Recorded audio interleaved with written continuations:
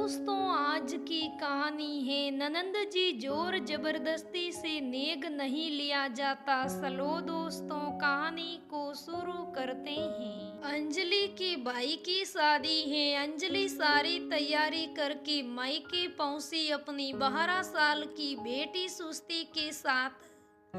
पति समर भी शादी के समारोह में शामिल हुए। अंजलि के भाई गोविंद की शादी हुई और समर्थी दुल्हन बनकर ससुराल पहुंच गई। शादी भी अच्छे से संपन्न हो गई।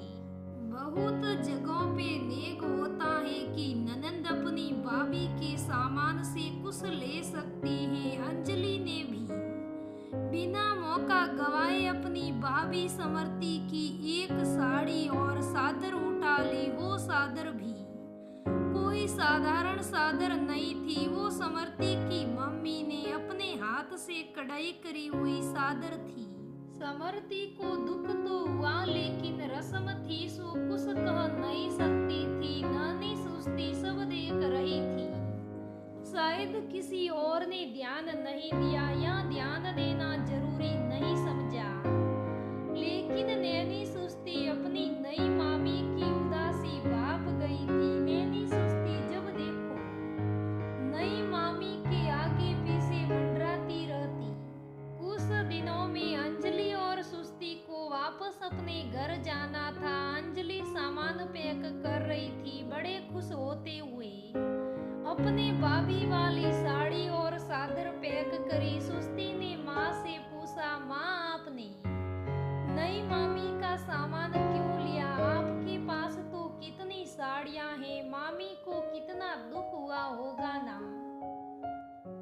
अंजलि ने सुस्ती को समझा के चुप करवा दिया कि ये तो उनका नेग है जो हर भाभी को भरना पड़ता है। 2 दिन बाद अंजलि माँ को बहू कैसे रखते हैं कि नसीहतें देकर मायके से विदा हो गई। समर्थी भी धीरे धीरे अपनी नई गृहस्थी में रम गई। शादी के बाद पहला रक्षाबंधन आया। राखी पर अंजलि मायके आई। अंजलि आ रही थी, इसलिए समर्थी अपने मायके ना जा पाई। उसके भैया को ही उसके ससुराल बुला लिया गया। अंजलि के आने से वैसे ही समर्थी का काम काफी बढ़ गया था। मदद का तो नाम ही नहीं। ऊपर से पूरे दिन फरमाइशी कार्यक्रम चलता रहा। राखी की सुबह समर्थी ने खूब सारे पकवान बनाए। अंजलि ने भाई भाभी को राखी बांधी। गोविंद और समर्थी ने भी खूब अच्छे से नेग दिया। नियम समय पर समर्थी के भैया भी आ गए।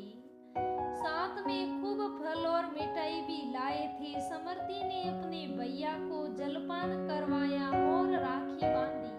भैया ने समर्थी को उपहार में उसके मनपसंद रंग की साड़ी दी। साड़ी वाकई खूबसूरत थी। अंजलि की नजर भाभी की साड़ी पर थी। जाने कैसे अपनी माँ को पट्टी पढ़ा दी कि सासू माँ ने समर्थी को वो साड़ी अंजलि को देने को बोल दिया। समर्थी ने रोते हुए मन मारकर साड़ी दे दी। नन्ही सुस्ती ने ये सब देखा। इस बार जब अंजलि अपने ससुराल जाने के लिए पैकिंग कर रही थी तो सुस्ती ने बोला, मम्मी आप मामी के साथ ऐसा क्यों करती हो?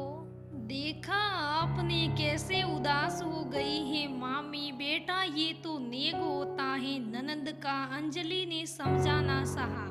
कुछ सोचकर नन्ही सुस्ती अपनी माँ से बोली, मम्मी जब आप मेरी शादी करोगे तो ऐसा ससुराल ढूंढना जहाँ मेरी ननंद ना हो। जब वो मेरी चीजें ऐसे जबरदस्ती लेगी तो मुझे बिल्कुल अच्छा नहीं लगेगा।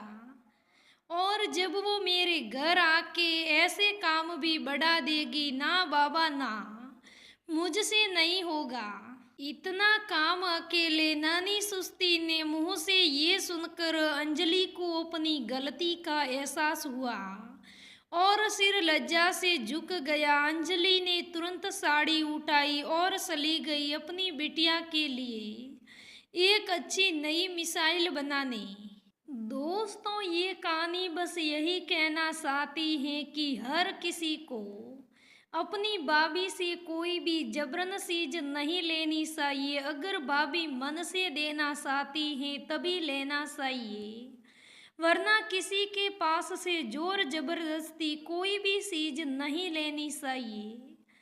चीजों का क्या है, आज नहीं तो कल आ जाएगी। अगर रिश्ता आज खराब हो गया तो कल और ज्यादा खराब होगा, पर सुधरेगा नहीं। इसलिए दोस्तों, हो सके तो प्यार से रहे, नहीं तो किसी का दिल तो नहीं तोड़ना चाहिए। तो दोस्तों, ये ननंद भाभी की स्टोरी आपको कैसी लगी मुझे कमेंट करके ज़रूर बताइएगा। अगर कहानी अच्छी लगे तो लाइक करना, शेयर करना, मेरे चैनल को सब्सक्राइब करना। धन्यवाद दोस्तों।